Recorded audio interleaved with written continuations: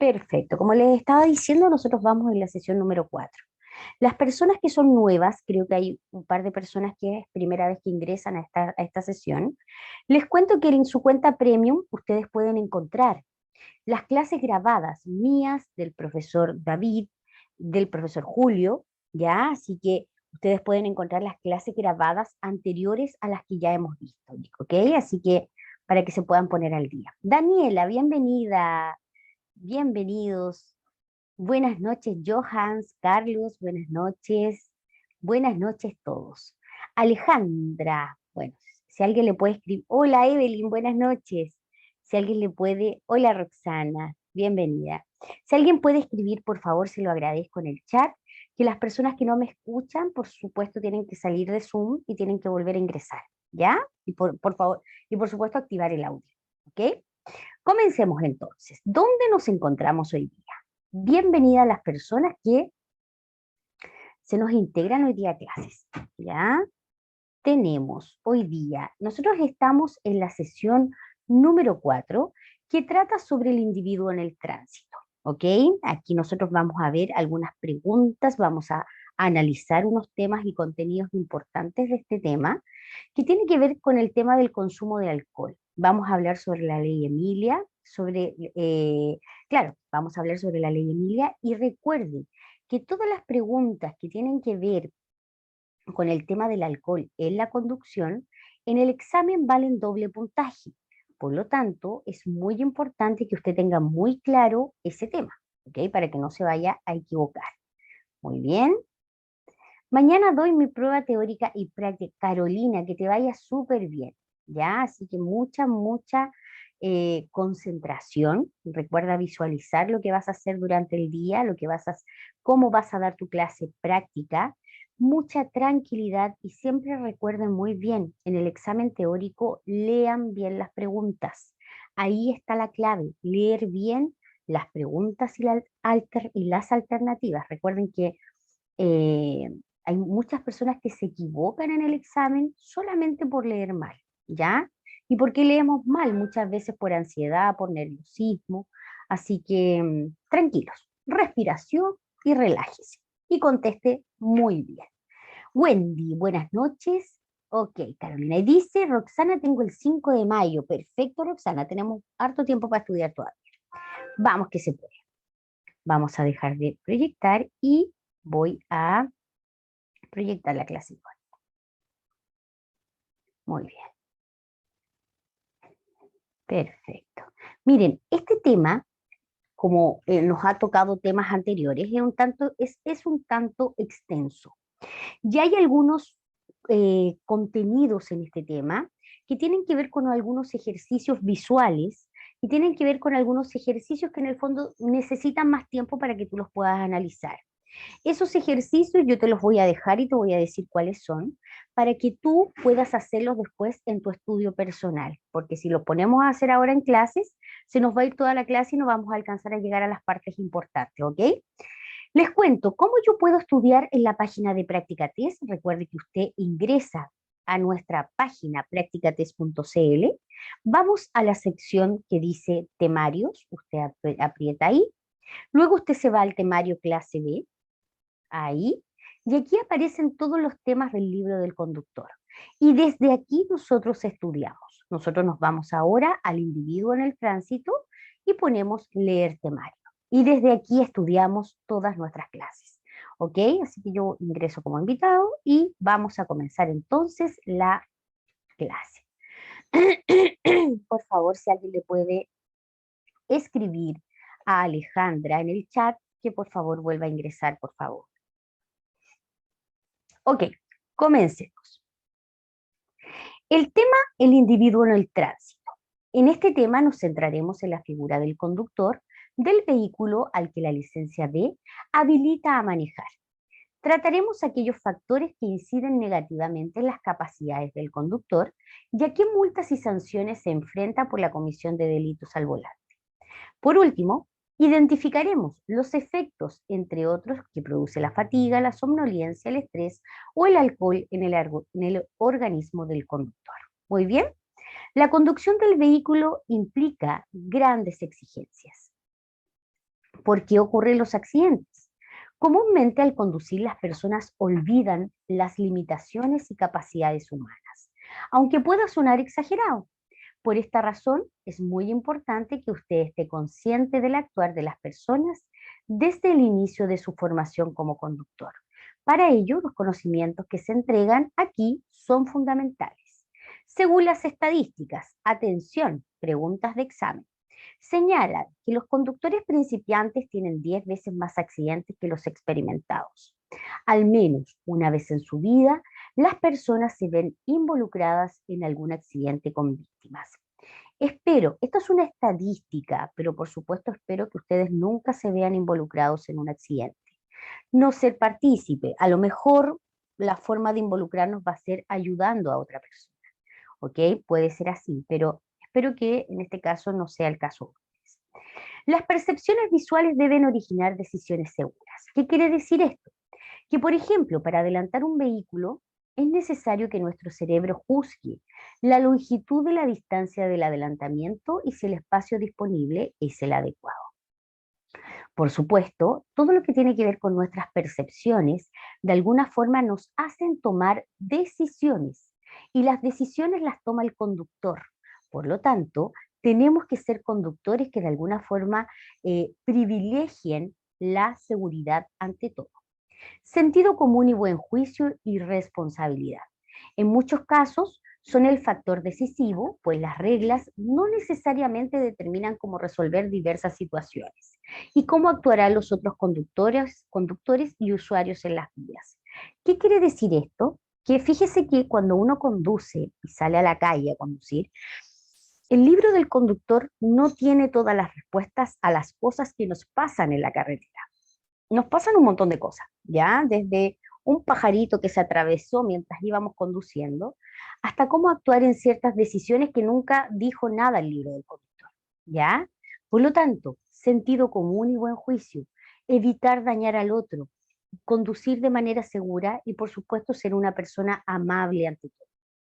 La responsabilidad forma cultura de tránsito. Cuando usted asume el rol de conductor, con muchos conductores irresponsables, el tránsito se vuelve más violento y peligroso. La responsabilidad y la seguridad. Recuerden que ayer hablamos de la conducción segura.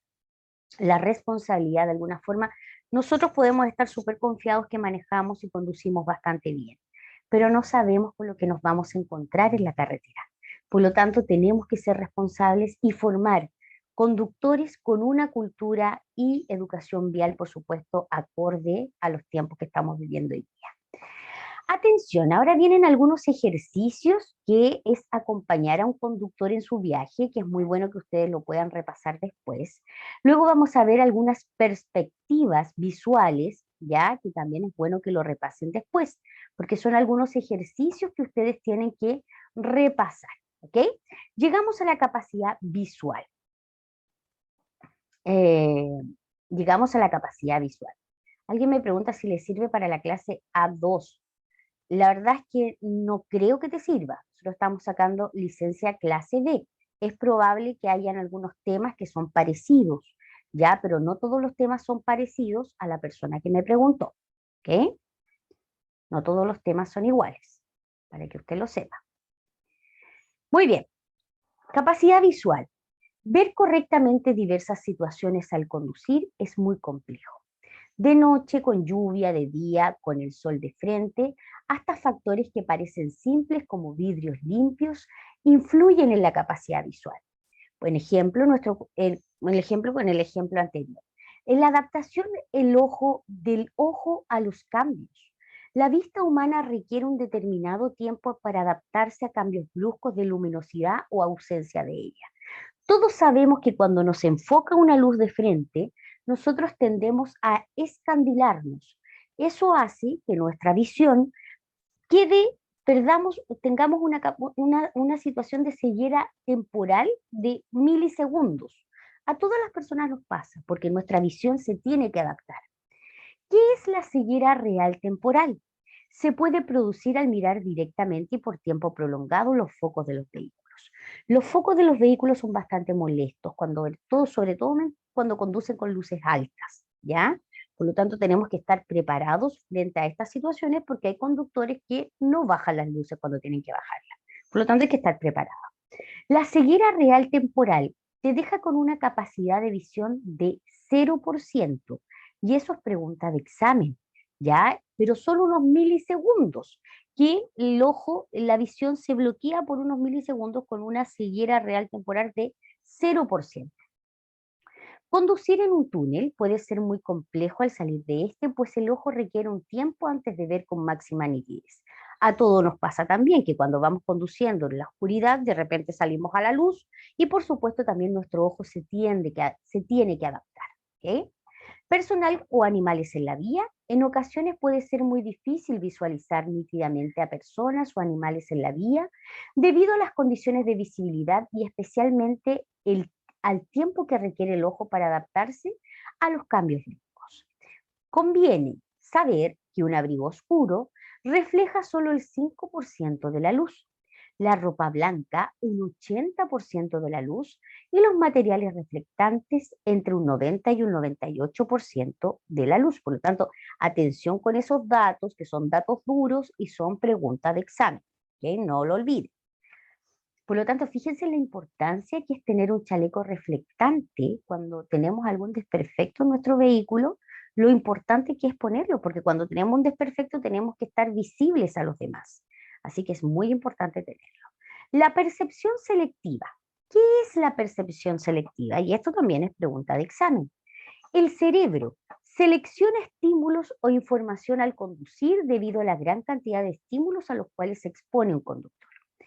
La selección e interpretación de ellos no es casual, sino que se determina por el estado de vigilancia, necesidades y expectativas.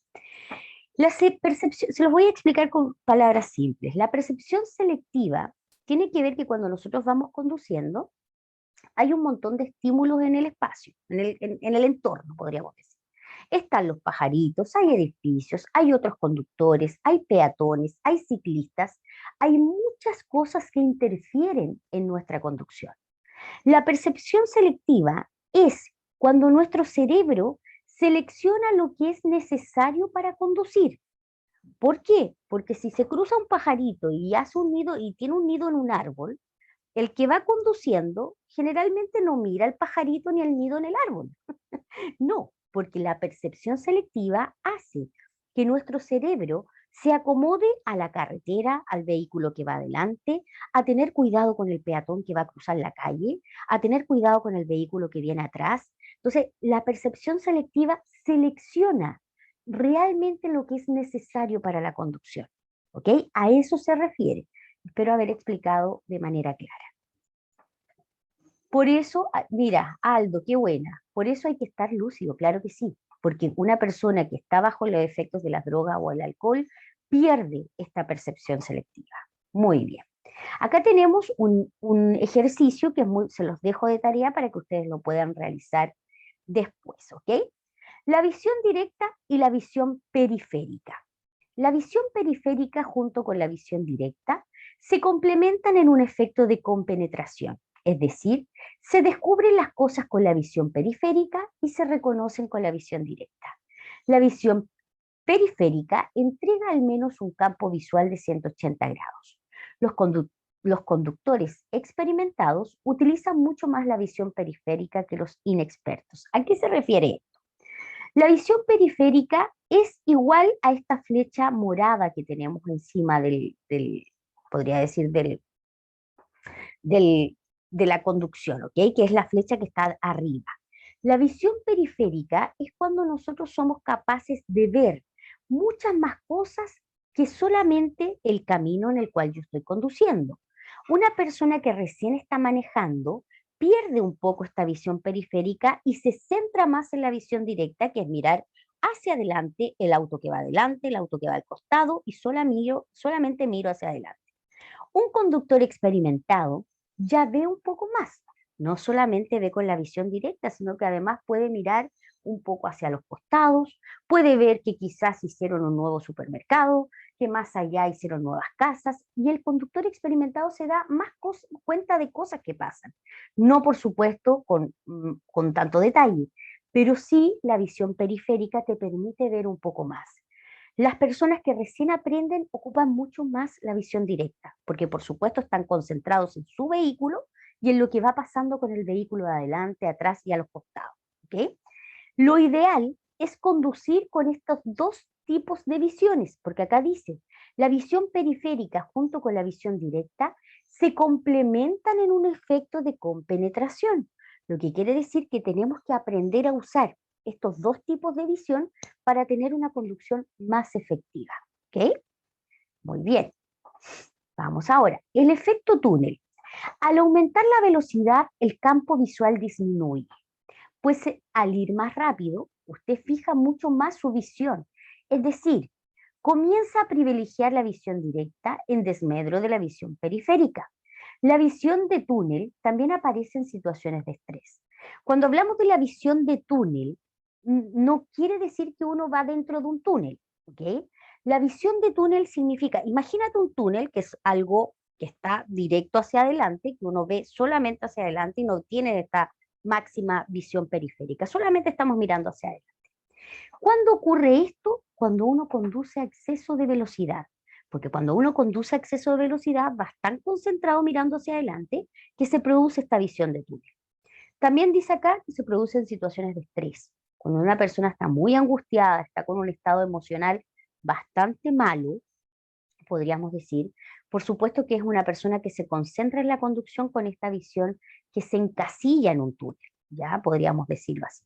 Fíjese en este ejemplo, la velocidad. Si usted conduce a 130 kilómetros por hora, su campo visual va a ser solamente del 30%. Fíjate lo que el campo visual. Si usted conduce a 100 kilómetros por hora, su campo visual va a ser del 42%. Perdón, no es por ciento, 42 grados, me equivoqué. Parto de nuevo. Si usted conduce a 130 kilómetros por hora, su campo visual va a ser de 30 grados. A 100 kilómetros por hora es de 42 grados. A 65 kilómetros por hora es de 70 grados. Pero si usted conduce a 35 kilómetros por hora, que es una velocidad bastante baja, su campo visual va a tener una amplitud de 100 grados, lo que significa que mientras más lento vamos, más campo visual tenemos y más visión periférica podemos ocupar. ¿Ok? Acá tenemos el efecto túnel con un video explicativo que se los dejo para que ustedes lo puedan estudiar después. La velocidad en vehículos de sentido contrario. Muchas investigaciones indican que es muy complejo calcular la velocidad de los vehículos que circulan en sentido contrario. En contrario a usted, perdón. Incluso puede considerarse un poco subjetivo. Acá el examen nos habla sobre un punto calculado de cruce y un punto real de cruce. ¿Para qué sirve esto? Esto sirve, por ejemplo, si el auto verde quisiera doblar hacia la izquierda. El auto verde puede hacer dos decisiones. Espero, me detengo, señalizo y espero que pase el auto celeste y después giro hacia la izquierda. O, definitivamente, no espero que pase y solamente cruzo. A eso se refiere el punto calculado de cruce. ¿En qué momento se cruzan los dos vehículos? Y esto nos sirve para calcular en qué momento yo puedo girar para que este no me vaya a chocar, ¿ok? Para no causar un accidente. El punto calculado para el cruce nosotros podríamos decir que objetivamente podríamos decir que se podría encontrar a la mitad. Si tengo dos vehículos que van a una velocidad relativamente parecida, uno va a 90 kilómetros y el otro va a 100 kilómetros, podríamos decir que el punto real, punto calculado para el cruce es la mitad, ¿ok? La mitad de ambos vehículos, tal como se ve en la línea celeste. Pero resulta que eso no nos sirve, porque si calculamos el punto, ese punto calculado para el cruce no es el real, porque el punto real de cruce siempre se va a encontrar más cerca de usted que del estimado. Esa es la definición. ¿Y quién es usted? En este caso, usted es el del auto verde. Por lo tanto, el punto real del cruce, donde se van a cruzar los vehículos, es en el punto rojo. ¿Ok? Por lo tanto, ese es el punto real de cruce. ¿Cuál es la definición que sale en el examen cuando nos dice qué es el punto real de cruce? El punto real de cruce, dice acá, mira, incluso acá dice, dice, el punto de cruce real se hallará más cerca de usted que del estimado. Esa es la definición. Entonces, si yo voy conduciendo el auto verde, el punto real de cruce, que es el punto rojo, siempre va a estar más cerca de usted que va conduciendo el auto verde que del estimado. ¿Quién es el estimado? El otro auto. ¿Ok? Para eso sirve estos dos puntos, punto calculado, punto real de cruce, para poder ver en qué momento se cruzan los autos y en qué momento yo puedo hacer un viraje. ¿Ok? Muy bien. Hola, profe. O sea, dependiendo de los kilómetros, depende de la velocidad de cada vehículo. En este caso, el ejemplo que nos pone el libro del conductor tiene que ver con un auto a 90 kilómetros por hora y otro auto a 100 kilómetros por hora. ¿Ok? Por lo tanto, el punto real de cruce, siempre, por lo que entiendo, te van a poner la velocidad menor a la persona que, en este caso, que va conduciendo el auto verde, que eres tú, ¿ya? Y el punto real de cruce va a ser siempre el que va a estar más cerca de ti que del estimado. Lo importante es que se aprenda la definición, ¿ya? Porque la definición aparece textual en el examen, ¿ok? Atención, si el cerebro, acá dice, si el cerebro lograra realizar estos cálculos, se evitarían una gran cantidad de accidentes, ¿ok? Así que para eso es este ejercicio. La conducción segura requiere equilibrio emocional. Madurez. Justamente ayer hablábamos de este tema sobre la madurez. Eh, el punto real, sí, claro que sí, el punto real de cruce. Exacto, perfecto. La conducción segura requiere equilibrio emocional. Madurez. ¿Por qué es necesario haber cumplido 18 años o excepcionalmente 17 para poder optar a una licencia de conducir? Porque la sociedad considera que a esa edad los individuos están capacitados para asumir responsabilidades tan grandes como conducir, tomando en cuenta que en muchos casos la falta de responsabilidad le puede llevar a accidentes fatales. Tristemente, la realidad, avalada por los datos, demuestra que los conductores jóvenes son quienes más accidentes provocan. ¿Ok?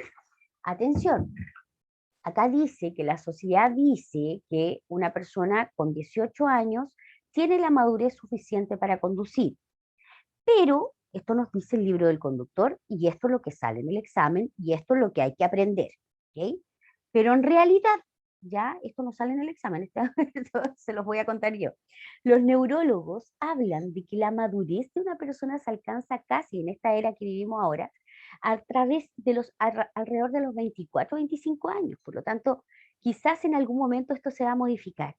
Un joven de 18 años, yo conozco jóvenes de 18 años que conducen bastante bien, pero conozco muchos más jóvenes de 18 años que son bastante arriesgados para conducir, ¿ya? Y la verdad es que da bastante susto, ¿ok? Los principales factores que explican la alta accidentabilidad en conductores jóvenes. Primero, la excesiva necesidad de autoafirmación, de sentirse poderoso sobre un auto. Capacidad de conducción sobrevalorada, que quiere decir que esta persona siente que conduce mejor que los demás. Comportamiento exhibicionista en el grupo, por supuesto. Asumir mucho riesgo al conducir, compitiendo con otros vehículos. Influencia también de la publicidad. 5 factores que influyen en la evaluación y aceptación del peligro. Atención, estos 5 factores que influyen en la evaluación y aceptación del peligro tiene que ver con una pregunta de examen que aparece en alternativas. Atención, la actitud frente al tránsito. No consideran la conducción como algo peligroso. Fíjense que eso tiene que ver con con la madurez y con comprender la noción real del riesgo, ¿ya? Atribuciones sobre el comportamiento. ¿Creen que conducen mejor que los demás? Experiencias en la conducción. Muchos no tienen demasiada experiencia en la conducción. Nivel de control. ¿Creen que pueden controlar perfectamente el vehículo? Y baja percepción del riesgo. Muchas situaciones como ingerir alcohol y conducir no las consideran peligrosas. Todas las personas que tienen que son inmaduras y que tienen poca responsabilidad al conducir, Miren, una persona inmadura de por sí va a ser una persona poco responsable. Por lo tanto, todos estos factores que acabamos de leer se atribuyen a las personas que de alguna forma que son las que mayor generan accidentes. El mayor índice de accidentes se genera sobre todo en las personas entre 18 y 25 años. ¿Ok? Recuerden esos datos. Dice acá, si es que no me equivoco, es de 25 años. Gracias, Carolina. Pipe debería, ay, Pipe, ojo, mire, hay varias sanciones frente a eso. Acá tenemos, por supuesto, algunos otros factores que se los dejo a ustedes para que los puedan leer y puedan profundizar más sobre este tema. La presión del grupo, fíjense, una persona que se presiona por el grupo es una persona que no está con su capacidad madurativa bastante desarrollada. Conductas que implican riesgos, ya no reprimir pensamientos, no asumir la culpa, formación, hacerse valer o validarse frente al resto. Una persona adulta, una persona madura que tiene conciencia de la conducción, no necesita validarse frente a las demás personas. Necesitamos conducir porque tenemos necesidades. Necesitamos ir a trabajar, necesitamos ir a estudiar, necesitamos hacer cosas. Y para eso tenemos que hacerlo de manera segura. Llegamos al tema ahora del alcohol. Recuerde que este tema que vamos a hablar ahora son preguntas de doble puntaje en su examen. ¿Okay? Así que pongamos harta atención. Lo que señala la ley sobre tomar y manejar. El 2012 se promulgó la ley Tolerancia Cero, que disminuyó los niveles de alcohol en la sangre permitidos para la conducción y la definición de conducción bajo la influencia del alcohol y estado de ebriedad, además de aumentar las multas asociadas a dichas faltas. Según la ley Tolerancia Cero, cuando uno conduce bajo la influencia del alcohol, las personas se encuentran con 0,31 a 0,79 gramos por mil de alcohol en la sangre. Una persona que está en estado de ebriedad está con 0,8 o más gramos por mil de alcohol en la sangre. Esto que acabo de leer hay que aprendérselo textual, porque esto es pregunta de examen y es muy probable que aparezca. ¿Ok? Así que textual, 0,31 a 0,79 bajo la influencia del alcohol, 0,8 en estado de ebriedad, 0,8 o más. ¿Ok? Conducción bajo la influencia del alcohol es sancionada con multas y suspensión de licencia del conductor. Conducción en estado de ebriedad o bajo la influencia de sustancias estupefacientes o psicotrópicas se sanciona con multas, cancelación de licencia y presidio. ¿Ok? Atención con esos datos que son muy importantes y hay que aprenderlos. ¿Cuáles son las sanciones de la ley Tolerancia Cero? Las sanciones aumentan en caso de reincidencia o si el conductor, además de haber bebido, participa en un accidente en el que resulten daños o personas fallecidas con lesiones. ¿Ok? Aquí está miren, lo que tenemos que tener claro es que la ley Tolerancia Cero establece los estados etílicos para que tú sepas cuando una persona está bajo la influencia del alcohol y cuando una persona está en estado de ebriedad. Y ahora vienen las sanciones que vamos a ver de la ley Tolerancia Cero. Todavía no llegamos a la ley Emilia, ¿ya? Así que vamos a la ley Tolerancia Cero todavía. Aparece este cuadrito que es bastante explicativo, se los dejo para que lo estudien y yo voy a estudiar la misma ley Tolerancia Cero que aparece aquí, que es el resumen del cuadrito de más arriba, ¿ok? Dice lo mismo. Entonces, dice acá, sanciones, ley Tolerancia Cero. Si una persona conduce con 0,31 a 0,79 bajo la influencia del alcohol y causa un accidente sin daño ni lesiones o lesiones gravísimas o la muerte y es su primera vez, tiene 3 meses de suspensión de licencia o de 3 a 5 años con lesiones gravísimas o la muerte. Suspensión de licencia, no estamos hablando de presidio, suspensión de licencia. ¿Ok? Una persona que conduce en estado de ebriedad de 0,8 hacia arriba y y causa un accidente sin daño ni lesiones y es su primera vez, se suspende la licencia por 2 años. Pero lo mismo, pero es su segunda vez que lo pilla. Se suspende la licencia por 5 años. Lo mismo, pero es la tercera vez que lo pillan. Se le cancela la licencia. Ojo, que cancelación no es lo mismo que inhabilidad de por vida. ¿Qué es la cancelación? La cancelación es cuando se te cancela la licencia por 12 años y después, ya, después un juez podrá alzar la medida si es que se dispone que has tenido una buena conducta durante ese tiempo. Esa es la cancelación. Ahora, si conduces en estado de ebriedad y causas lesiones gravísimas o la muerte, ya es tu primera vez, por supuesto se te inhabilita la licencia de por vida. Estos datos es muy bueno saberlo. Es probable que aparezcan en el examen. Estamos hablando entonces del estado etílico y las sanciones en la suspensión o cancelación o inhabilitación de la licencia. ¿Ok? Eso es la ley tolerancia cero. Vámonos ahora a la ley Emilia. Buenas noches, Bruna. La ley Emilia, fíjese acá. La ley Emilia aparece trabaja junto con la ley tolerancia cero, pero ambas hacen cosas distintas. La ley tolerancia cero habla sobre este estado etílico que te estaba comentando. ¿Qué nos dice la ley Emilia? Recuerden que Emilia era una pequeñita que iba viajando en un vehículo con su familia y un conductor en estado de ebriedad causó un accidente donde Emilia falleció. Entonces, ¿qué hizo este conductor? Que fueron las tres acciones de la ley Emilia que son sancionadas como delito. Y cuando hablamos de delito es cuando aparece la cárcel. Aquí se establece cárcel para las personas que conduzcan en estado de ebriedad. Por ejemplo, ¿qué acciones realizó esta persona que hizo que Emilia falleciera y que ahora se establece como ley? Primero, lesionó gravemente o provocó la muerte de una persona conduciendo en estado de ebriedad. Luego, esta persona, si se niega a realizar un alcotés o alcoholemia. Y tercero, fugarse del lugar del accidente. Estas tres acciones son delito. Y esto lo establece la ley Emilia. Y cuando hablamos de la palabra delito, hablamos de cárcel. ¿Ok? Muy bien. Ahora, se fugó. Claro que sí, ya.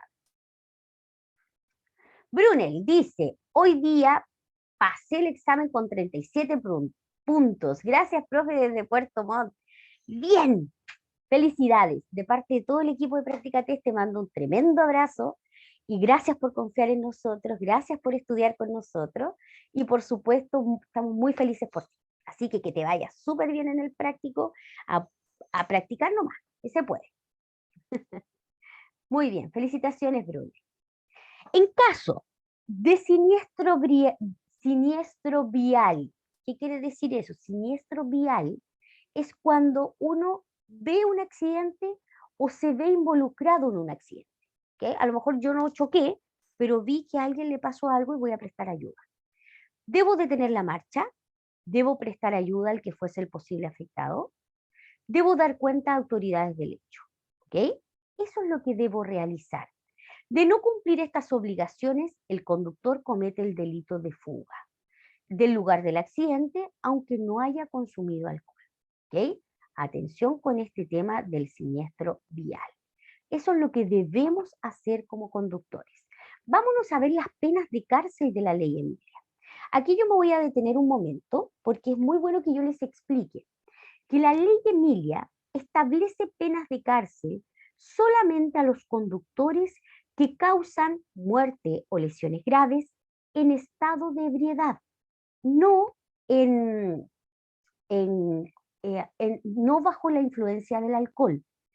Si la persona va bajo la influencia del alcohol y mata a alguien, le van a cancelar la licencia, pero no lo van a meter preso, no se va a la cárcel, porque la ley Emilia solamente establece penas de cárcel para las personas que conducen en estado de ebriedad, no bajo la influencia del alcohol. Eso téngalo muy claro porque es pregunta de examen. ¿Ok? Muy bien. Vamos a ver las penas de cárcel de la ley Emilia. Lesiones, si usted causa lesiones gravísimas, ya todo esto es bajo, todo esto que yo voy a leer ahora tiene que ver con estado de ebriedad, ¿ok? Una persona conduce en estado de ebriedad y causa lesiones gravísimas. Por favor, esa palabra que dice arriba no aplica, no la considere, porque nos ha causado muchas confusiones. ¿Ya? ¿Qué es el delito calificado? Conducción. El delito calificado puede ser para personas en conducción con licencia cancelada o inhabilitada, conductor profesional, reincidencia a cualquier tipo de conductor. A eso se refiere con el delito calificado para esos conductores. ¿Ok? Entonces, la lesión, si usted causó lesiones gravísimas, estos conductores, más cualquier otro tipo de conductor, va a tener una cárcel efectiva de al menos un año. En ese año se investiga la situación y la pena de cárcel es de 3 años y un día a 5 años. Si la persona en estado de ebriedad causa la muerte de una persona, puede ser un conductor con conducción con licencia cancelada o inhabilitada, puede ser un conductor profesional, puede ser una reincidencia, puede ser un conductor que nunca ha cometido algún delito, va a haber cárcel efectiva de al menos un año y las penas de cárcel van a ser de 3 años y un día a 10 años o de 5 años y un día a 10 años, porque se investiga la gravedad, por supuesto, si hay una situación de muerte, por supuesto que es demasiado grave. Entonces, ahí están las penas de cárcel. La ley Emilia establece penas de cárcel y la ley tolerancia cero lo que establece son los estados etílicos para la suspensión de licencia. Espero haber sido súper clara en la diferencia de ambas. Ahora, ambas leyes actúan juntas, ¿ok? No es que actúe una o la otra. Si hay estado de ebriedad, por supuesto que va a actuar también, va a actuar la ley tolerancia cero y también va a actuar la ley Emilia. Si hay solamente estado de ebriedad, solamente va a actuar la ley tolerancia cero. ¿Ok? Espero que me hayan comprendido bien.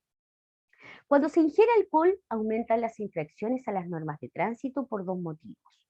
Porque las capacidades se ven deterioradas o disminuidas. Porque se tiene un menor sentido de la responsabilidad y la prudencia. Y eso lo sabemos. ¿Ok? Acá tenemos, por supuesto, los efectos del alcohol, tenemos la curva de alcoholemia, que es muy bueno que ustedes después lo revisen. Tenemos también un video explicativo sobre esto. Último tema, tenemos las drogas y los estupefacientes, al igual que el alcohol. El consumo de drogas afecta gravemente a los conductores al momento de conducir, pues los pone en grave riesgo. La mayoría de las drogas disminuyen o eliminan la percepción, cognición, atención, equilibrio, tiempo de reacción y otras facultades necesarias para la conducción. Las drogas generan dependencia física y psicológica, y eso también lo sabemos. Las drogas más consumidas en la actualidad y por supuesto son las que más se detectan en estos narcotests que tienen también los carabineros, son marihuana, cocaína, éxtasis, anfetaminas y alucinógenos. ¿Ok? Aquí en este cuadro, se los voy a dejar para que lo revisen después con mucho más detalle, pero por ejemplo acá tenemos los efectos fisiológicos y las manifestaciones en la conducción de las drogas. Por ejemplo, un efecto fisiológico es la dificultad de atención. ¿Quién produce esto? Lo produce la marihuana, la cocaína, el éxtasis y la pasta base. La alteración sensorial, ¿quién lo produce? La marihuana, la cocaína, el éxtasis y la pasta base. Fíjese acá, la impulsividad. Fíjate que la marihuana no produce impulsividad, pero sí lo produce la cocaína, el éxtasis y la pasta base. ¿Cuáles son las manifestaciones en la conducción? Dificultad para calcular distancias. Una persona que tiene dificultad para eso, ¿qué puede haber consumido? Puede haber consumido alguna de estas 4 drogas. Distracciones al volante por falta de concentración, alguna de estas 4 drogas. Aumentos en tiempo de reacción. Una persona que está lenta para reaccionar, ¿quién lo causa? Por supuesto, la marihuana. ¿Ok? Y acá aparecen, por supuesto, todas las manifestaciones en la conducción, que es muy bueno que ustedes lo puedan repasar después. Vámonos a las enfermedades y los fármacos. Fíjese acá. Riesgo de enfermedades y medicamentos en la conducción. Muy bien. Perfecto. Voy a leer lo que dicen las personas acá. Profe, Consula, entonces para quedar más clara, entre la ley tolerancia cero y la ley Emilia se basa en los gramos de alcohol. La ley tolerancia cero establece los grados de alcohol, el estado etílico, ¿ok? La ley Emilia lo que establece son las penas de cárcel, ¿ok? Eso tienes que tenerlo muy claro. La que establece los gramos de alcohol o el estado etílico es la ley tolerancia cero, vuelvo a repetir, y la ley Evilia establece eh, las penas de cárcel. ¿Okay? Dice, Carlos Bustos me dice, las drogas no deberían aumentar el tiempo de reacción, lo que provocaría que sea más propensa a producir accidentes. Arribita decía lo contrario. Al principio del capítulo dice que disminuye el tiempo de reacción. Claro que sí, disminuye el tiempo de reacción, Carlos. No comprendo bien cuál es la pregunta. Ya, pero claro que sí disminuye el tiempo de reacción. No todas las drogas, pero sí, por ejemplo, la marihuana. Hola, ¿todo remedio para evitar la epilepsia puedo tener algún problema a conducir? Vamos a ver el tema de las enfermedades. Atención. Para gran parte de la sociedad es claro el alto riesgo al conducir bajo los efectos de las drogas, sin embargo se desconocen los peligros de la conducción bajo los efectos de una gran cantidad de medicamentos, sumado a posibles enfermedades para los conductores. Patologías riesgosas para la conducción. Primero, tenemos enfermedades cardiovasculares, problemas en el sistema motor, artritis, dificultades para escuchar y algunos problemas de visión.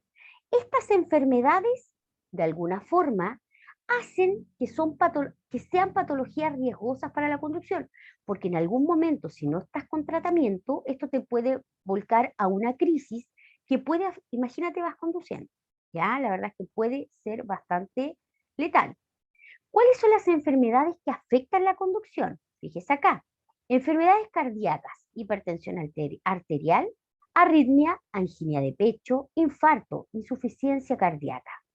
Enfermedades respiratorias, tenemos la rinitis alérgica, gripe resfriado común, asma bronquial, bronquitis crónica, apnea obstructiva del sueño. Cuando habla de gripe resfriado común o la alergia, ¿a qué se refiere con los peligros? Que de repente yo creo que a todos nos ha pasado que cuando estamos muy resfriados, estornudamos mucho, tenemos que sonarnos, tenemos que toser, y todas esas acciones fisiológicas que produce nuestro organismo, de alguna forma también pueden afectar nuestra conducción. A eso se refiere, ¿ok? Enfermedades neurológicas y trastornos mentales, demencia, epilepsia, depresión, trastornos de ansiedad. ¿Cómo yo puedo disminuir el riesgo cuando tengo una enfermedad crónica? ¿Qué es lo que yo debo saber de mí mismo antes de conducir si es que tengo alguna enfermedad de las que acabamos de mencionar? Primero, debo conocer muy bien mi enfermedad, saber de qué se trata, saber qué hacer en un momento de crisis, saber cuándo me va a venir una crisis, teniendo muy claro los efectos de los medicamentos en su tratamiento, lo que quiere decir que yo debo saber bien si ese medicamento me da sueño o no me da sueño, ¿ya? Por lo tanto, saber bien qué efectos tiene el medicamento. Reconociendo los síntomas de una crisis, saber cuándo va a venir, ¿ok? No conducir durante una crisis o una fase compleja. Una persona que sufre crisis cuando vive una situación estresante y viviste una situación estresante, evita conducir, siguiendo todas las instrucciones médicas y por supuesto no beber alcohol mientras se toma medicamentos. Estas son las recomendaciones que nos da el libro del conductor, que pueden aparecer alternativas en su examen. Por lo tanto, tenemos que conocer y tomar precauciones frente a alguna enfermedad crónica. ¿Ok? Muy bien. Vámonos ahora, acá aparecen, por supuesto, otras enfermedades que se las dejo para que ustedes puedan eh, repasar más de manera personal. ¿Ok? Para que puedan repasar de manera personal. Muy bien. Perfecto.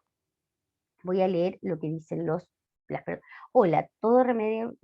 Entonces, aumenta el tiempo de reacción y disminuye la velocidad de reacción. Claro, no entiendo la pregunta. Cuando estás con alcohol, drogas, cansancio, fatiga y el tiempo de reacción aumenta, quiere decir que pasa más tiempo para que tú reacciones. Sí, a eso se refiere. Eso es lo que yo también comprendo. Sí, es que arriba me apareció que elimina o disminuye el tiempo de reacción. De forma que, Maribel, tiene sentido. Decía, claro que sí, cuando se dice disminuye el tiempo de reacción, es que cuando, por ejemplo, si se atraviesa un perrito, yo no alcanzo a presionar el freno. ¿Ya? A eso se refiere, que disminuye, que yo no tengo la capacidad de reaccionar como debería hacerlo. A eso se refiere. ¿Ya? Dice, se le debe consultar a un doctor si puede conducir o no si se receta un medicamento cicatalina. Cuando hay alguna enfermedad de base, una enfermedad crónica o algo con algún medicamento que yo sé que a lo mejor puede causar algún tipo no sé, de algún efecto fisiológico, hay que preguntar al doctor siempre, siempre hay que preguntar, ¿puedo conducir? Con este medicamento que usted me está dando, ¿yo puedo conducir? Esa es una pregunta que tenemos que hacer siempre. Terminamos con esto, cansancio, sueño y fatiga son estados habituales de la vida cotidiana, sin embargo, cuando se trata de conducir un vehículo, la mayoría desconoce los altos riesgos y la peligrosidad de manejar en alguno de estos estados. Atención, entre el 15 y el 30% de los accidentes de tránsito están asociados al cansancio y sueño en los conductores, incluyendo muchos con consecuencias graves. Atención, ese dato duro, 15 y 30%, son datos que hay que memorizar. Cansancio y sueño son una de las principales causas de accidentes de tránsito, entre el 15 y el 30%, especialmente los ocurridos en carretera. Hay personas que se duermen al volante, definitivamente se duermen al volante y causan accidentes. Por lo tanto, eso está entre la estadística entre el 15 y el 30%. Los efectos del cansancio, disminución de la capacidad de reacción, lo mismo que me estaban preguntando, que quiere decir que yo no alcanzo a reaccionar frente a algún estímulo, mayor cantidad de distracciones al volante, alteración del juicio, toma de decisiones, alteración de la movilidad y empeoramiento de la coordinación motriz, tiendes a pasar mal los cambios, etcétera. Aparición de microsueños, esos pequeños pestañeos que uno cierra los ojitos y se duerme. Alteración de la percepción, ya que el sueño la visión se torna más borrosa, cuesta enfocar la vista y es posible que aparezca una fatiga ocular. Cambios en el comportamiento, un conductor con sueño puede estar inquieto, ser hostil con el resto. Incluso es posible que aumente la velocidad. ¿Ok? Mire acá nos dice, acá les dejo por supuesto para que ustedes puedan leer y reforzar este tema. Muy bien. Vamos a ver entonces, tenemos la normativa de este capítulo, tenemos también el video de El individuo en el tránsito y tenemos también la clase explicada por el profesor David para que puedan complementar su estudio de hoy. ¿Ok? Vámonos a las preguntas. Dice,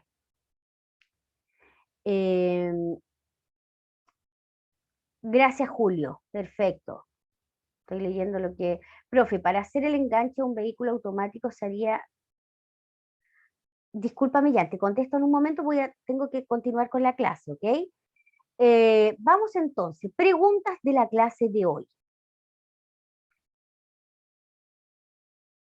Vamos a ver, preguntas, como les decía yo al principio de la clase, este tema es más extenso, por lo tanto necesita más estudio, ¿ok?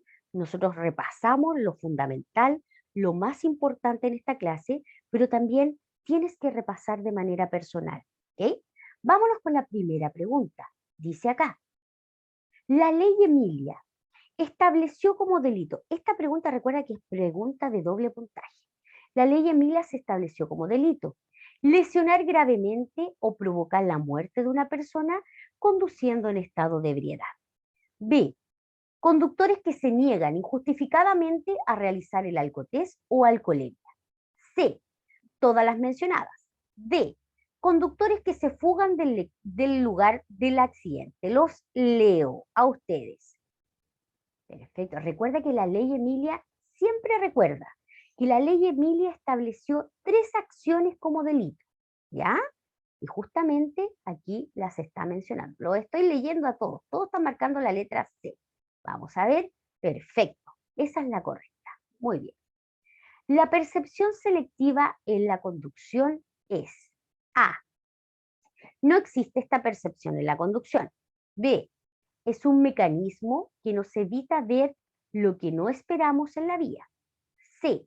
Nos ayuda a saber lo que pasa en el camino. Los leo. Hay gente que me está marcando la letra C, otro me está marcando la letra P. Los estoy leyendo, los estoy leyendo. Pipe dice que no sé. Percepción selectiva. Acuérdense de esta palabra porque aparece en el examen. Percepción selectiva, percepción selectiva. Miren, se las voy a marcar y se las voy a volver a explicar rapidito. La correcta es la letra B. La percepción selectiva es una capacidad que tiene nuestro cerebro para seleccionar lo que yo necesito para mi conducción. ¿Ok? Entonces es un mecanismo que nos evita ver lo que no esperamos de la vía, porque yo lo que necesito para mi conducción es la carretera, el vehículo, el peatón que va al lado, el auto que va al otro lado, el retrovisor, el auto que viene atrás. Mi cerebro selecciona lo que yo necesito para conducir. El cerebro, si no hiciera esta percepción selectiva, yo estaría mirando los pajaritos, estaría mirando el edificio, estaría mirando otras cosas que no tienen que ver con la conducción. ¿Ok? Espero haber sido clara. Esa es la percepción selectiva. Es que nuestro cerebro selecciona lo que necesitamos para la conducción. ¿Ok? Y que no se les olvide. Es una respuesta que hay que leer bien. Claro que sí, Aldo. Esta pregunta tiene una trampita. Exactamente. Muy bien. Siguiente pregunta. Uno de los 5 factores que impiden que evaluemos el peligro al conducir es A. Creer que se conduce mejor que los demás. B. Creer que los seguros costean todo accidente. C. Creer que los demás conducen mejor que nosotros. Lea bien la pregunta. Uno de los 5 factores, los leímos, acuérdense que yo les decía que esto tiene que ver con la inmadurez de la persona. Uno de los 5 factores que impiden que evaluemos el peligro al conducir es, los leo a ustedes. ¿Qué me están marcando? Todos me están marcando la letra A. Perfecto, vamos a ver. Por supuesto, una persona que cree que conduce mejor que los demás es una persona que no siente peligro, que no tiene una percepción del peligro, no tiene una percepción real del peligro. ¿Ya? Así que eso es, inmadurez, claro que sí. Perfecto.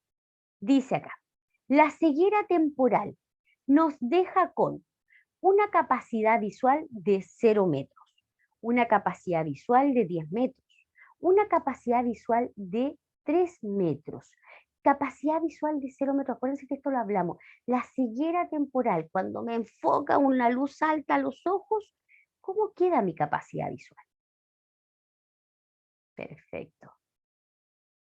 Yo les decía que la capacidad visual, cuando llega ese rayo de luz a nuestros ojos, nos deja con una capacidad visual de 0 metros por unos milisegundos. Y después nuestro ojo también se adapta a este cambio. ¿Ok? El uso de medicamentos en la conducción. ¿Cuál de las siguientes afirmaciones es verdadera? Atención, que en esto hay que leer bastante bien. A. Algunos medicamentos disminuyen la tensión y aumentan el tiempo de reacción al conducir. ¿Ya? B. En ningún caso se debe conducir mientras se toman medicamentos. C. Los medicamentos no afectan la capacidad de conducir. ¿Cuál creen ustedes que es? Recuerden siempre leer muy bien. Acá me están marcando toda la letra A. Vamos a ver. Claro que sí. Es la A. Porque algunos medicamentos disminuyen la tensión y aumentan el tiempo de reacción al conducir. Algunos, no todos. Porque si yo me tomo un paracetamol, puedo conducir perfectamente. Acá dice, en ningún caso se debe conducir mientras se toma medicamento, pero si estoy tomando paracetamol o estoy tomando otro medicamento que el doctor me autorizó a conducir, no son todos los medicamentos, ¿ok? Son algunos. Atención con la palabra algunos, ¿ya? Que esto también hay que leerlo muy, muy bien. Última pregunta. Diremos que un conductor estará bajo la influencia del alcohol cuando esté presente una concentración. Lee muy bien. Recuerda que aquí no están preguntando sobre la influencia del alcohol. No nos están preguntando en estado de ebriedad. Entonces, mayor a 0,31 e inferior a 0,8 por mil de alcohol en la sangre. B, mayor a 0,8 e inferior a 1,5 por mil de alcohol en la sangre. C, inferior a 0,3 por mil de alcohol en la sangre. Los leo. Perfecto. Estos datos el dato de la diferencia entre el estado etílico de estado de ebriedad y bajo los efectos del alcohol, hay que aprendérselo muy bien, porque sí o sí aparece en el examen y además vale doble. Me están marcando la letra A y esa es la correcta. En el libro aparece también inferior a 0,79, que también es válido, ¿ya? 0,8 también es válido, ¿ya? Así que ambas sirven. Muy bien, queridos estudiantes de práctica test. Perfecto. Espero que todos que hayan contestado correctamente las preguntas del capítulo de hoy. Ha sido un verdadero agrado poder estar con ustedes, estudiar junto a ustedes. Espero haber sido bastante clara, espero que hayan comprendido la materia. Recuerden seguir estudiando, recuerden que este tema es más extenso y recuerden eh, participar de las clases, hacer muchos tests, leer el libro y por supuesto participar de las clases. Es un agrado tenerlos acá en clase. Así que estén súper bien. Nos vemos mañana. Mañana nos toca la clase número 5. Que descansen. Chao, chao. Chao. Que estén súper bien. Chao, chao.